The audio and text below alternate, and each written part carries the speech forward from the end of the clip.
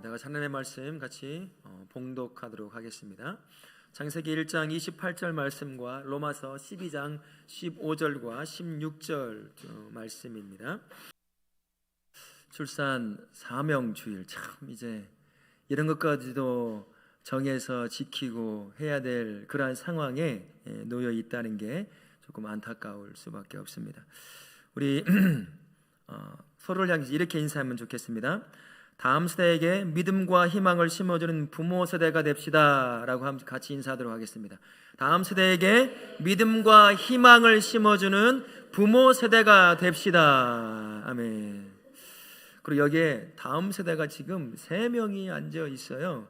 우리 저기 있는 우리 다음 세대 아이들을 향해서 이렇게 한번 인사해 보겠습니다. 자손의 복을 누리는 다음 세대가 되십시오 라고 인사하겠습니다. 자손의 복을 누리는 다음 세대가 되십시오. 아멘. 많은 사람이 위기라고 말을 해요. 교회의 위기도 하고 기후, 금융, 전쟁으로 인한 다양한 위기 가운데 놓여 있는데 그 중에 근본적이고 본질적인 위기가 있다고 한다면 가정의 위기라고 할 수 있습니다. 가정의 위기면 어떤 위기일까요? 결혼과 출산의 위기가 될 것입니다. 결혼 문제를 두고 얘기를 하면 젊은 청년들을 얘기하지 않을 수 없습니다. 남자나 여자나 모두가 다 결혼을 하지 않으려고 하는 이유가 가장 최상위를 차지하는 이유가 뭐냐면 경제적 이유 때문입니다. 경제적 이유 때문에 20, 30대 청년들이 비혼을 선언하고 혼자 살기를 원해요. 그리고 결혼했다 할지라도 자녀를 낳지 않고 살기를 원한다라는 것입니다. 출산 문제는 더욱 심각하다고 할 수 있습니다. 작년 출산할 수 있는 여성이 출산한 통계를 보게 되면 한 명당 몇 명인 줄 아세요? 통계를 내면 0.78명, 한 명이 안 된다는 것입니다. OECD 국가에 우리도 속해 있는데 평균이 1.59명이거든요. 반절도, 통계상으로 반절도 안 된다라는 것입니다. 그래서 어떤 사람은 한 20여 년 후가 지나게 되면 우리 도시 근교에 있는 작은 마을들은 다 빈 곳이 될 거라는 거예요. 노인들은 다 늙어 죽고 그곳에 살 젊은이들이 없는 것입니다. 그래서 텅텅 빈 마을만 남아 있을 것이다 라고 하는 그런 단계, 고위험 단계에 놓여 있다라고 이야기를 해요. 실제로 여러분들 시골길을 한번 가보면 빈집도 상당히 많이 있는 것을 볼 수가 있을 겁니다. 이런 문제를 해결하려고 정치권에서도 그렇고 또한 교육기관에서도 그렇고 이 지방자치단체에서도 아주 많은 노력을 합니다. 지난 17년 동안 이 저출산의 문제를 해결하려고 정부가 돈을 얼마나 썼을까요? 놀라지 마십시오. 50억? 320조 원을 퍼부었습니다. 이 땅에 17년 동안 320조 원을 퍼부었어요. 그러나 여전히 초저출산국이 되어가고 있다라는 것입니다. 젊은 세대는 여전히 결혼을 하고 싶어 하지 않고 하고 싶어도 상황이 허락하지 않으니까 안 하려고 하고 결혼을 했다고 해도 애까지 낳으며 힘들게 살 게 뭐가 있느냐, 그냥 우리끼리 부부끼리 편하고 즐겁게 살자 라고 그렇게 살아가게 된다라는 것입니다. 이런 위기 가운데 교회가 세워져 있어요. 교회는 어떨까요? 교회도요, 코로나와 함께 교회 안에 성도들이 참 많이 줄어들었습니다. 영상으로 예배드리는 사람들 참 많아졌고요.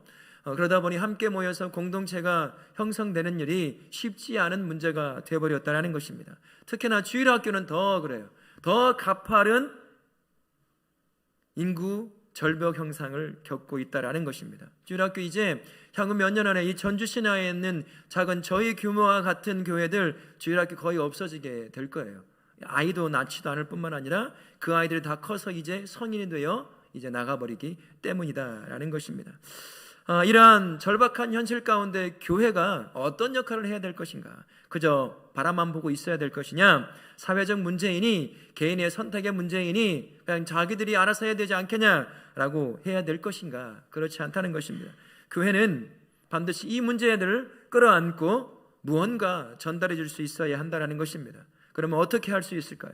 교회는 성경 안에서 성경이 이 문제를 어떻게 해결하기를 원하시는지 성경 안에서 그 해결의 길을 찾아야 한다라는 것입니다. 창세기 1장은 여러 주제가 있지만 큰 주제가 2가지입니다. 인간을 창조했다는 주제와 그리고 인간에게 하나님이 명령했다는 주제가 들어가 있어요. 하나님께서 인간에게 처음 하신 명령이 무엇이었습니까? 생육하고 번성하고 충만하라라는 명령을 내리셨어요. 창세기 1장 28절 말씀이 바로 그 말씀입니다. 하나님이 그들에게 복을 주시며 하나님이 그들에게 이르시되, 같이 읽습니다.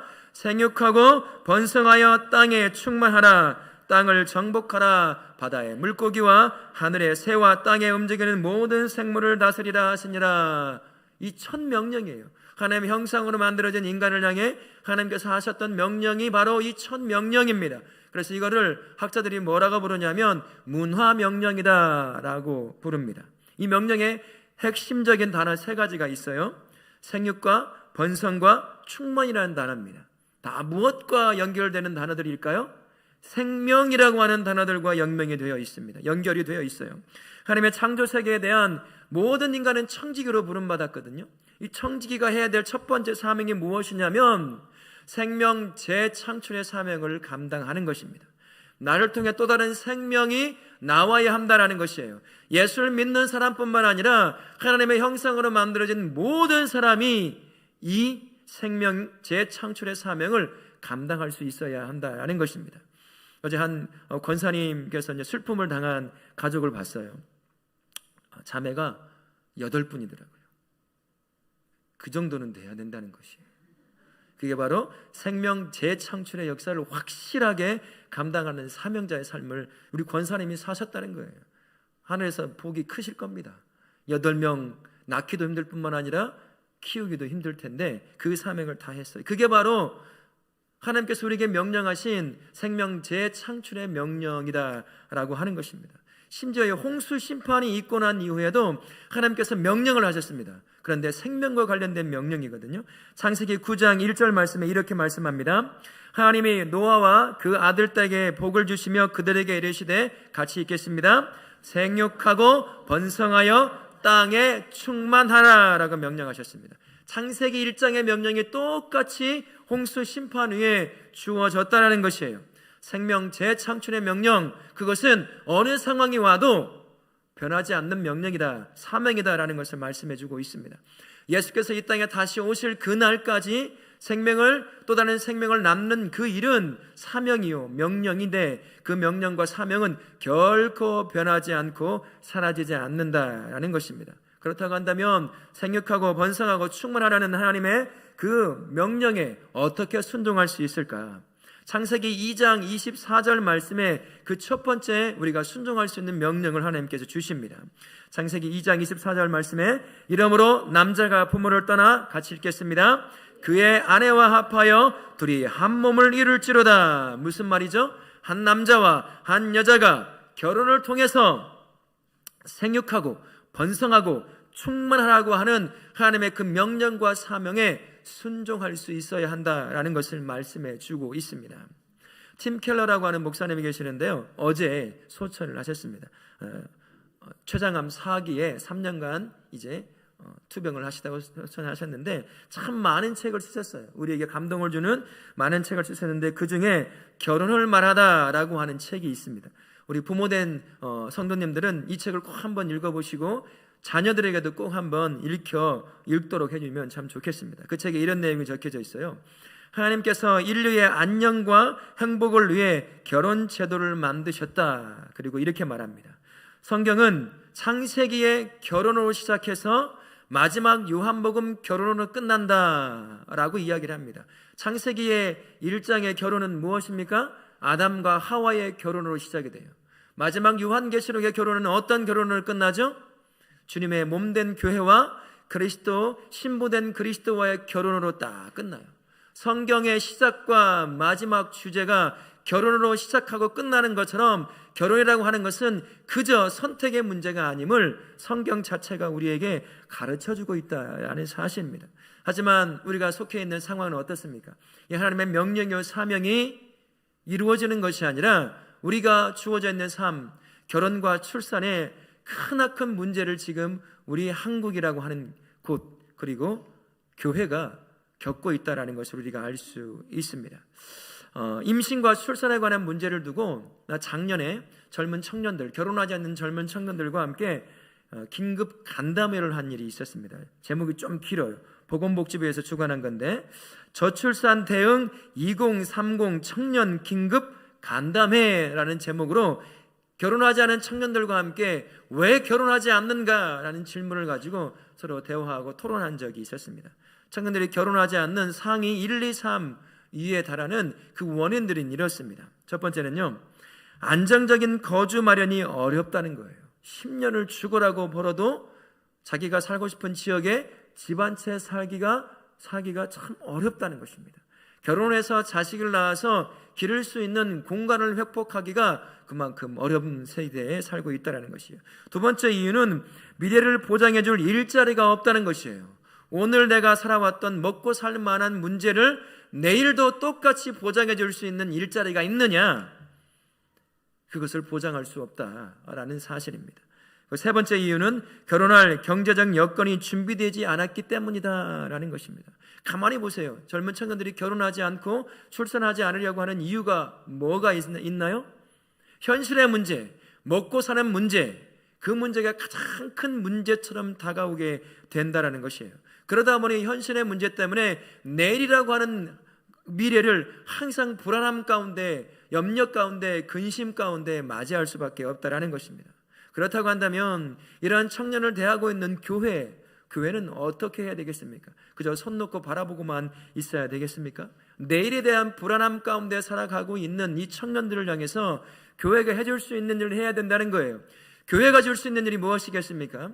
내일에 대한 소망을 주는 일을 교회가 감당할 수 있어야 한다라는 것입니다. 교회는 언제나 그런 역할을 감당해 왔습니다. 한 나라가 큰 어려움을 당하잖아요.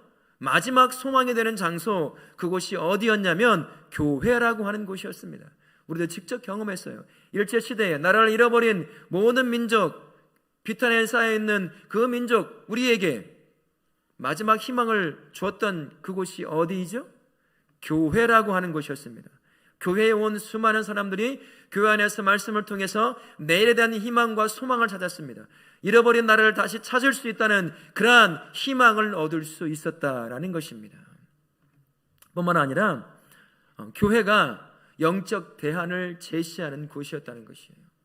그러다 보니 교회가 줄 수 있는 것이 참 많이 있었다는 것을 우리가 알 수 있습니다. 세상은 보지 못하는 것을 보고 세상은 주지 못하는 영적 대안을 제시할 수 있는 곳, 그러한 것이 교회이다 보니까 항상 나라에 어려움이 닥치면 교회가 마지막 소망이요 희망이 될 수 있었다는 것입니다. 교회는 현실에만 눈이 멀어 있는 이 젊은 청년들, 현실의 문제 앞에 결혼과 출산과 이 모든 것들을 포기해버리는 내일이라고 하는 삶에 대해서 불안함 가운데 가지려고 하지 않는 이 현실 가운데 교회가 해줄 수 있는 일이 있다는 것이에요. 하나님의 약속에 근거해서 미래에 대한 현실의 불안함을 이기고 미래에 대한 내일에 대한 소망을 갖고 살아갈 수 있도록 결혼도 하고 출산도 하고 할 수 있도록 그렇게 영적인 눈을 열어줄 수 있는 곳이 바로 교회가 될 수 있어야 된다라는 것입니다. 그래서 우리 다음 세대에게 좋은 대학 가라, 돈 많이 벌고 좋은 직장 가서 떵떵거리며 살라라고 얘기를 해주면 지금과 같은 문제가 계속해서 반복되어 일어나는 것입니다. 열심히 살았는데 집 한 채 못 장면해요. 그러니 결혼할 수 있겠습니까? 좋은 대학 나와서 좋은 직장 가봤지만 현실은 녹록하지가 않아요. 계속 그렇게 부모가, 교회가, 심지어 교회 자체도 그것을 밀어붙인다고 한다면 내일에 대한 희망을 갖고 살아가지 못하게 된다는 것입니다. 교회는 그렇게 살아가는 곳이 아니다라는 것을 기억하실 수 있기를 바랍니다. 결혼만 그런 문제일까요? 출산의 문제도 똑같아요. 젊은 부부가 결혼하면 출산하고 싶어 하지 않습니다. 겨우 낳는 자녀 1명 정도예요. 그래, 한 명만 잘 낳아서 잘 길러보자 라는 마음을 가지고 살아간다는 거예요. 자녀를 낳으면 충분히 감당할 수 있을 물질적인 뭔가 환경이 주어져야 될 텐데 그게 안 된다라는 것입니다. 그러다 보니 출산을 하고 싶어 하지 않는 거예요. 젊은 부부가 그냥 둘이서 편하게 살고 싶어 하는 겁니다. 물론 아이를 낳고 싶지만 어떤 문제가 있어서 못 낳는 그런 분들도 계시지만 그러나 상당수의 많은 젊은이들이 그렇게 아이를 낳고 싶어 하지 않는다라는 것입니다. 교회는 이런 현실만 탓하고 있을 수는 없다라는 것이에요. 현실만 바라보고 있는 젊은 청년들에게 내일이라고 하는 하나님이 주시는 소망, 그 미래를 소망 가운데 맞이할 수 있도록 그 소망을 줄 수 있는 곳이 교회가 되어야 한다라는 것입니다. 정부의 문제요, 정치의 탓이다라고 그들에게만 떠넘길 수 없다라는 것입니다. 교회가 조금만 더 눈을 돌리고 적극적으로 이 문제를 끌어안고 기도하며 교회가 할 수 있는 일을 찾아서 할 수 있어야 한다라는 것입니다. 때로는 정부에게 교회가 만들어낸 대안들을 제시해서 그것들을 정책화시켜 도울 수 있도록 만들어낼 수 있을 정도가 되어야 한다라는 것입니다. 그러면 구체적으로 교회는 어떻게 이 젊은 청년들을 도울 수 있을까요? 가장 먼저 결혼과 출산에 대한 성경적 세계관을 확실하게 심어줄 수 있어야 한다는 것입니다. 세상은 끊임없이 돈 잘 벌고 그 성공하는 삶을 밀어붙입니다. 교회마저 그래서는 안 된다는 거예요. 교회 안에서는 해야 될 일이 뭐겠습니까? 성경이 결혼을 뭐라 말하는지, 출산을 성경이 뭐라 말하는지 우리 청년들이 주일학교부터 잘 확고한 세계관을 가지고 나아갈 수 있어야 한다는 것이에요. 우리가 방금 보았던 1장 28절 말씀입니다. 생육하고 번성하고 충만하라는 것은 모든 믿는 자들뿐만 아니라 모든 사람들에게 하나님이 주신 사명이요 명령이라는 것입니다. 사명이요 명령이라는 것은 내가 선택할 수 있는 문제가 아니라는 거예요. 물론 결혼이 어느 한편에는 내가 선택하고 할 수 있는 문제이기도 하지만 동전의 다른 한편에는 명령이고 사명이라는 것이 함께 주어지게 된다는 것입니다. 나의 즐거움, 나의 안위만을 생각해서 결혼과 출산을 하지 않는다고 한다면 한편으로는 하나님 주신 사명과 명령을 순종치 않는 것과 같은 것이다라는 것입니다. 이런 부분을 말씀을 통해서 잘 가르쳐 줄 수 있어야 한다는 것이에요.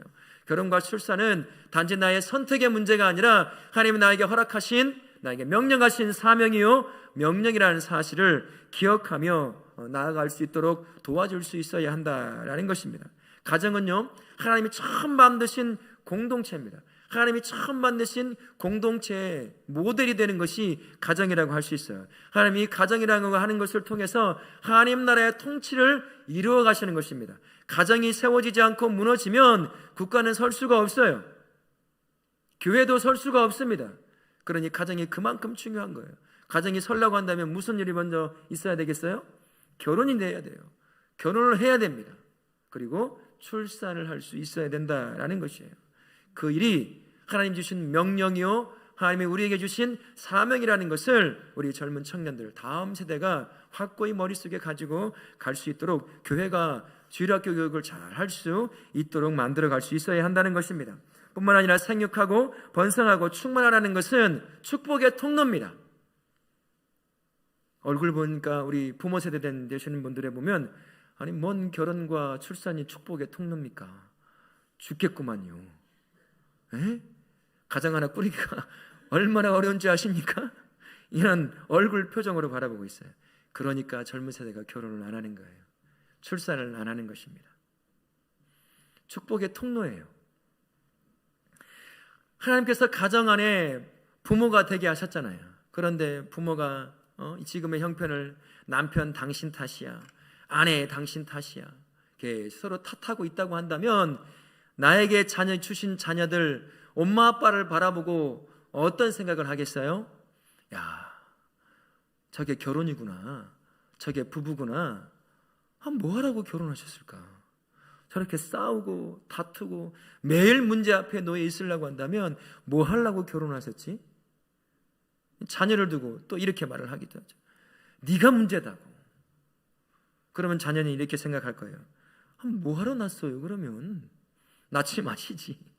이런 일들이 가정 안에서 반복되어 일어난다고 한다면 누가 엄마 아빠를 바라보고 결혼을 하며 출산을 하려고 하겠습니까?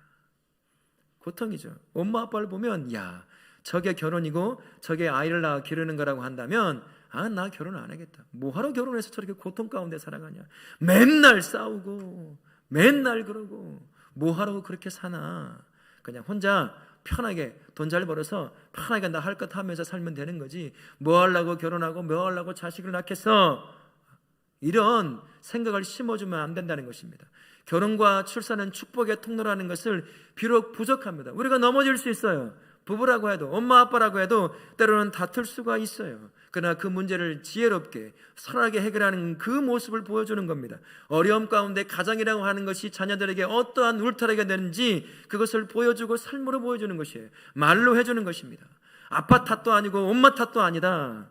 이 탓하는 것이 자녀들로 하여금 결혼과 출산을 막고 있는 여러 원인 중에 하나라는 사실입니다. 그러니 이렇게 부정적인 말과 환경을 계속 만들어내서는 안 된다는 거예요. 그러면 누가 하겠습니까? 제가 이전 교회에서 사역할 때 신혼교구를 맡은 적이 있습니다. 거기도 똑같아요. 젊은 부부들이 겨우 하나, 많이 낳았다면 둘 정도밖에 안 되는 부부들만 있었어요. 근데 저는 3명이잖아요. 그러니까 놀라운 거예요. 아니 목사님, 어떻게 키우려고 3씩이나 나왔습니까? 그 말을 물어봐요. 저는 하나도 낳아서 키우기 힘들어 죽겠는데 하나 낳아서 키우니까 힘든 거예요. 예? 둘, 셋 때 보세요. 좀만 크면 지들이 알아서 잘 자라요. 그리고 내가 키우는 것 같은데 아니더라고요.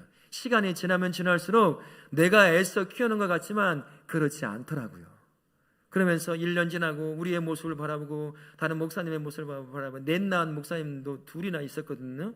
저는 명함도 못 내밀어요. 셋인데도 불구하고. 그래서 저는 항상 태영아버지 설교할 때도 둘 이상 안 낳으면 애 낳았다는 말 하지 말라고 저한테 그랬어요. 그 정도로 그렇게 얘기했어요. 근데 참 희한한 일이 어떤 일이 발생한 줄 아세요? 저의 모습을 바라보고 우리 아이들의 모습을 바라보면서 하나만 낳아 잘 키우려고 했던 부부가 우리 둘째도 가져보기로 했어요. 셋째도 낳아보기로 했어요. 이런 부부들이 생기더라는 거예요. 주어진 환경을 어떻게 만들어내냐가 이렇게 중요한 것입니다. 가정 안에서 부모가 매일 싸우고 다투고 누구 탓, 니 탓, 내 탓 하면서 그렇게 한다고 생각해 보세요. 누가 자녀들 입장에서 결혼하고 싶겠어요? 이게 결혼이라고 하고 출산이라고 한다면 하고 싶지 않죠. 저 같아도 그럴 것 같아요. 그러니 부정적인 것들을, 결혼과 출산에 관한 부정적인 것들을 절대로 만들어내서는 안 되는 것입니다. 부족함이 있으면 인정하는 거예요. 다툼이 있을 수 있습니다. 그러나 그 다툼을 선한 것으로 해결해낼 수 있어야 한다는 것이요. 그런 모습을 바라보면서 저것이 가정이구나. 내가 왜 집에 돌아와야 되는지, 엄마와 아빠와 함께 사는 것이 어떠한 내 마음에 기쁨을 주는 것인지를 경험할 수 있게 만들어줄 수 있어야 한다는 거예요. 그래야 아빠와 같은 남자와 결혼할 거야. 참 힘든 일이기는 하죠. 엄마와 같은 아내와 나 결혼할 거야. 이런 말이 자녀들한테 나올 수 있어야 한다는 거예요. 교회가 할 수 있는 일이 이것이라는 거예요. 우리가 그렇게 감당해야 될 줄로 믿습니다. 하나님께서 우리에게 주신 생육하고 번성하고 충만하라고 하는 것은 축복의 통로라는 사실을 기억하십시오. 지금도 늦지 않았어요. 50 넘어서도 애 낳는 분 제가 봤거든요. 둘, 셋도 낳더라고요. 아브라함은 100세에 애를 낳았어요. 희망을 가지시기 바라요. 둘밖에 없는 분은 셋이 되고 하나밖에 없는 분은 둘 될 줄로 믿습니다. 이렇게 해서 나라에 이바지 하실 줄 바라요. 이게 국력을 키우는 길일 수도 있습니다. 이처럼 하나님의 말씀을 통해서 우리가 당하고 있는 현실의 문제를 도울 수가 있어요. 젊은 청년들에게 좋은 성경적인 결혼관, 성경적인 출산에 관한 생각들을 심어줄 수 있어야 한다라는 것입니다. 그뿐만 아니라요, 교회는 2000년의 기독교 역사에서 교회가 사회가 당하고 있는 문제를 어떻게 접근하고 도울 수 있을까를 배울 수 있습니다. 역사는 과거와 현재가 계속 끊임없는 대화라고들 얘기를 합니다. 기독교 역사에서도 2000년의 역사에 많은 교훈들을 얻을 수 있는 보물 창고와 같은 그곳에서 우리가 이 문제를 어떻게 교회와 성도가 접근해 갈 수 있을지를 교훈을 얻어낼 수 있을 것입니다. 이 당시 교회는요, 특히 개신교, 구교라고 할 수 있을 카톨릭과 첨예한 신학적 논쟁을 계속하고 있었어요. 이 문제만 있었다고 하면 아무런 문제가 없었을 것입니다만, 구교인 카톨릭 교도들이 신교인 이 개신교도들을 끊임없이 이단이라고 몰아붙이면서 사형을 시켰어요. 죽였습니다. 잡히는 대로 죽였어요. 종교 재판을 통해서 이단자라고 몰아붙여서 화형도 시키고 다양한 극악무도한 그러한 고문을 통해서 죽이는 일들이 정말 많이 있었습니다. 그래서 신교 안에 속해 있던, 지금처럼 우리 개신교 안에 속해 있던 수많은 성도들이 죽음을 무릅쓰고 예수 그리스도를 믿어야 했던 그런 시대가 종교개혁 시대였습니다. 그뿐만이 아니에요. 유럽 인구의 3분의 1이 한 번에 날아가 버리는 그러한 흑사병이라고 하는 병과도 똑같이 싸워야 했습니다. 가난과도 싸워야 했고 많은 전쟁과도 싸워야 했던 사람들, 그 사람들이 누구냐? 종교개혁 시대의 목사들이었고 그 당시 교회였고 성도들이었다는 것입니다. 그러나 그들은 살아남았어요. 그 어려운 시기에 아픔 가운데 있는 교회와 성도들, 그들이 당하고 있는 사회적 문제를 어떻게 해결할 것인지 그들도 고민하며 기도하며 그들을 도울 수 있었던 사람들이었기 때문입니다. 그래서 우리가 그들에게서 좋은 교훈을 얻을 수 있다는 거예요. 몇 사람들을 한번 얘기해 보면, 쯔빙길리라고 하는 목사님이 계셨어요. 그는 흑사병으로 수많은 주변의 사람들이 죽어가고 있었습니다. 자신도 흑사병에 걸려서 죽을 지경에 놓여 있었습니다만 그는 떠나지 않고 자기가 살고 있는 그 지역에서 흑사병 때문에 죽어가는, 병들어가는 부모를 잃고 자식을 잃고 슬픔 가운데 있는 자들을 위로하고 그들을 돌보는 일을 감당했던 사람, 그 사람이 바로 쯔빙길리라고 하는 분입니다. 루터는 어떻습니까? 흑사병이 발발한 도시에서 사역하고 있을 때 누군가가 이런 질문을 합니다. 목회자가 떠나야 하는 건 아니겠습니까? 그래야 또 다른 곳에서 어려움을 당한 자들을 도울 수 있지 않겠습니까? 라고 하는 그 질문에 이렇게 대답을 해요. 불길을 피하듯 죽음을 피해 탈출함이 마땅하죠. 하지만 다른 사람을 보살피고 돌볼 의무가 있는 사람은 피신하지 말아야 합니다. 그게 목회자가 되는 것이고 그게 사람을 섬기는 공무원이 되는 것이다 라는 의미로 말씀을 한 것입니다. 이처럼 그런 그곳에서 남아서 연약한 자들을, 힘들어하는 자들을 섬겨 세워갔던 사람이었습니다. 문제 앞에 등 돌려 도망치는 것이 아니라 문제 앞에 고통 가운데 있는 사람들을 섬겨 세워갔던 사람들이었다는 것이죠. 장로교를 창시했던 칼빈이라고 하는 사람, 그 사람은 또 어떻습니까? 사역하는 동안 무려 5번에 걸쳐서 이 흑사병에 직간접적으로 연결되어 있던 사람이었습니다. 자신의 아내와 3명의 자녀가 이 흑사병 때문에 죽었어요. 자신도 그런 아픔 가운데 놓여있던 사람이었습니다. 수많은 구교의 가톨릭 신자들에게 위협을 당하기도 하고, 이 목숨 앞에 언제든 목숨을 잃을 수 있는 그 상황 가운데서도 그가 한 일은 전쟁 고아들을 돌보고 신앙의 자유를 찾아서 스위스 제네바 시대로 도망쳐오는 수많은 그러한 사람들을 섬기고 돕는 일을 감당했습니다. 또 다른 사회의 다양한 문제 가운데 고통당하고 있는 그런 사람들을 섬기는 일에 앞장서서 성도들과 함께, 교회와 함께 그들의 문제를 품고 나아갔던 사람, 그 사람이 바로 칼빈이라고 하는 사람입니다. 그 과정에 무슨 일을 했냐면 기금을 모금했어요. 교회가 작아서 이 시에 들어오는 많은 사람을 섬겨야 하지만 이 물질이 없으니 섬길 수 없어서 이 지역을 통틀어서 사람들로 하여금 기금을 마련해서 필요한 것들을 구입하고 식량을 제공할 수 있을 그러한 기부금을 모집하는 일들에 적극적으로 함께 했다라는 것입니다. 그래서 1550년에 많은 난민들이 제네바시로 들어올 때 충분히 효과적으로 그들을 돌보고 섬길 수 있는 일을 감당할 수 있었습니다. 심지어 칼빈과 그가 섬기는 제네바 교회가 제네바 시에 이런 요구도 하게 돼요. 가난한 사람을 구할 대책 좀 내놓으시오. 시가 지금 뭐 하고 있는 겁니까? 이렇게 어려움을 당하고 있는 사람들이 이렇게 많은데 시가 도와줄 수 있어야 하지 않겠습니까? 교회가 시에게 대안을 제시하는, 도울 수 있는 길을 마련하고 그렇게 얘기도 하고 했다라는 것입니다. 저는 특히나 칼빈이 했던 중요한 한 가지가 또 뭐가 있냐면, 교회 안에 집사를 세울 때 초대교회에 집사를 세웠던 그 직무를 집사를 세울 때 그들에게 주었다는 것입니다. 초대교회에 집사들이 무슨 직무가 있었냐면 가난하고 헐벗고 병든 자들을 기도로 그들을 도와 섬기는 일을 하게 했습니다. 그것을 다시 자신의 밑에서 세워지는 집사를 세울 때 그 직무를 맡겨놓은 거예요. 흑사병 때문에, 가난 때문에 고통당하고 있는 자들을 섬기게 하기 위해서 집사의 직분을 줘서 그 지역에 있는 사람들을 그렇게 섬겨냈다라는 것입니다. 이런 작은 일이지만 이러한 일들을 통해서 사회가 안고 있는, 나라가 안고 있는 문제를 자기의 문제, 교회의 문제, 성도의 문제를 끌어안고 함께 아파하고 그 문제를 해결하려고 적극적으로 나아갔다라는 것입니다. 그래서 로마서 12장 15절 16절 말씀에 이런 말씀이 있습니다. 즐거워하는 자들과 함께 즐거워하고 우는 자들과 함께 울라. 같이 읽겠습니다. 서로 마음을 같이하며 높은 데 마음을 두지 말고 도리어 낮은 데 처하며 스스로 지혜 있는 채 하지 말라. 이 말씀을 실제로 교회가, 성도가, 목회자가 실천하며 나아갔던 것입니다. 개혁교회와 개혁자들은 실제로 기뻐하는 자들과 함께 기뻐하고 슬퍼하는 자들과 함께 슬퍼했습니다. 그들이 삶의 현장에서 맞닥뜨리는 수많은 삶의 문제들을 남의 문제가 아니라 교회의 문제요, 자신의 문제요, 성도의 문제로 여기고 그 문제를 해결하기 위해서 적극적으로 나섰다는 것이에요.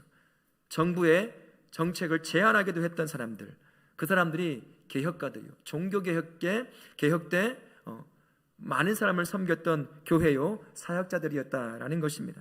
바로 이러한 삶이 지금 문제 앞에 놓여 있는 우리 이 땅과 이 민족과 청년들을 향해 가지고 있어야 될 교회의 마음이요, 삶의 태도다라고 할 수 있습니다.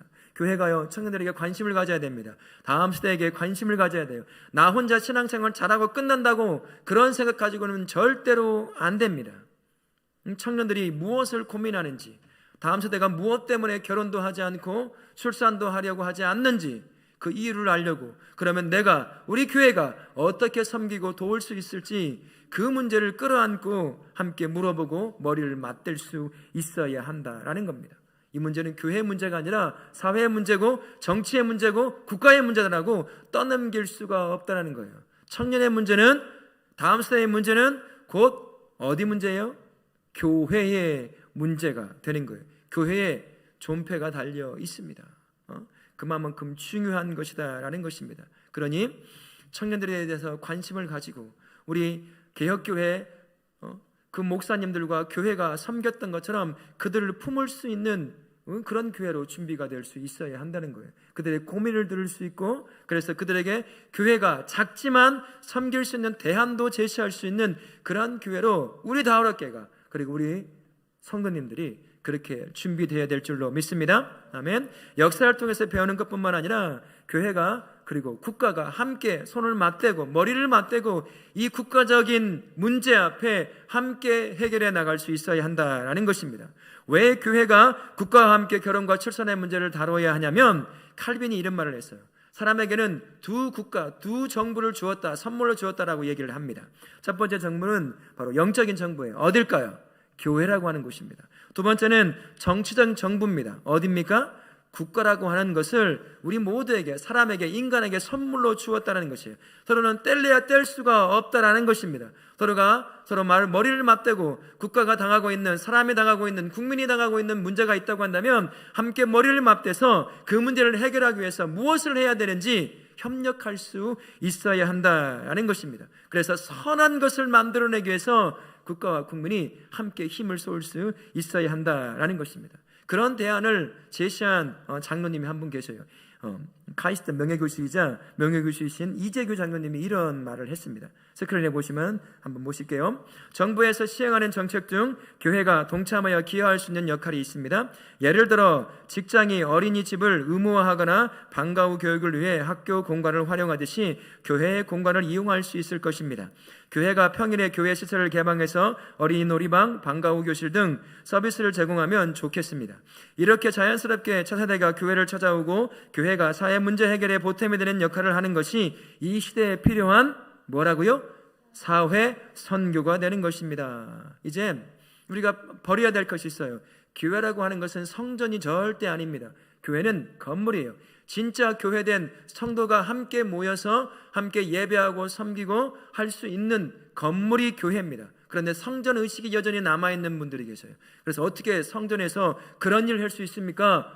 이런 얘기를 할 때가 있다는 것이죠. 그러나 그렇지 않습니다. 이 건물은 그냥 건물이에요.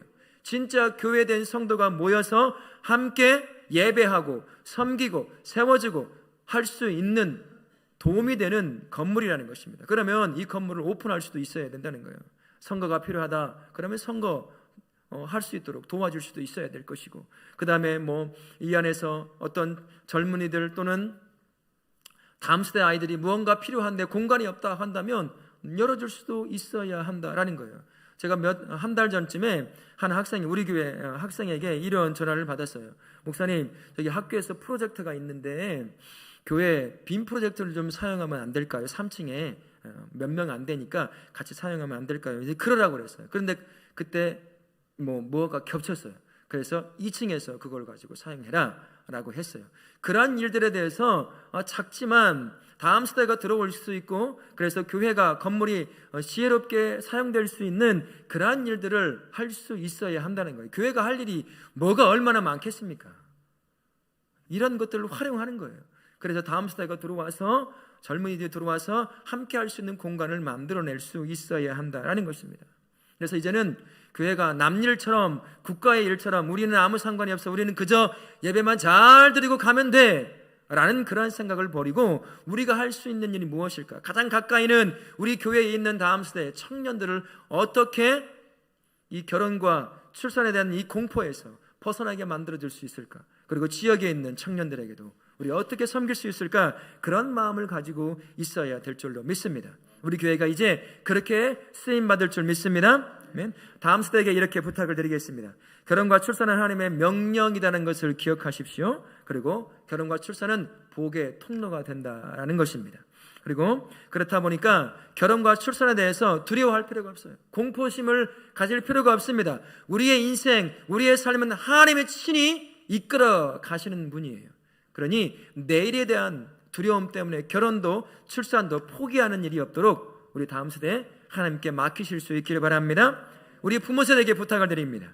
결혼과 출산에 대해서 자녀에게 부정적인 생각 심어주지 마시기 바랍니다. 삶의 현장에서 결혼에 대해서, 자녀를 양육하는 것에 대해서 절대로 부정적인 말, 부정적인 행동 하지 마시길 바라요. 하나님께서 해결하시면 모든 것이 된다는 것을 가르쳐 주실 수 있기를 바라요. 그러면 그 믿음을 가지고, 그 소망을 가지고 우리 다음 세대 아이들이 우리처럼 결혼하여 출산할 수 있을 줄 믿습니다. 그렇게 돼야 우리의 교회의 문제, 국가에 대한 문제가 해결되게 되는 것입니다. 지금은 위기라고 말을 하죠. 이 위기에 하나님의 인도하심을 철저히 구하며 머리를 맞대고 함께 나아간다고 한다면 주께서 우리에게 지혜를 주실 것이에요. 그리고 해결할 수 있는 길을 열어 놓으실 것입니다. 우리 성도님은, 그리고 교회가 가지고 있는 작은 것들이 있어요. 이 건물도 잘 이용할 수 있습니다. 우리 안에 있는 작은 자원들이 있어요. 그것들을 통해서 다음 세대에게, 그리고 젊은 세대에게 꿈과 희망을 줄 수 있을 것입니다. 그러다 보면 한국의 교회뿐만 아니라 한국에 닥쳐있는 결혼과 출산의 문제도 비록 작지만 해결할 수 있는 그 작은 걸음을 걸어가게 될 줄로 믿습니다. 우리 교회가 그런 교회로 사용되기를 예수님의 이름으로 축원합니다. 아멘.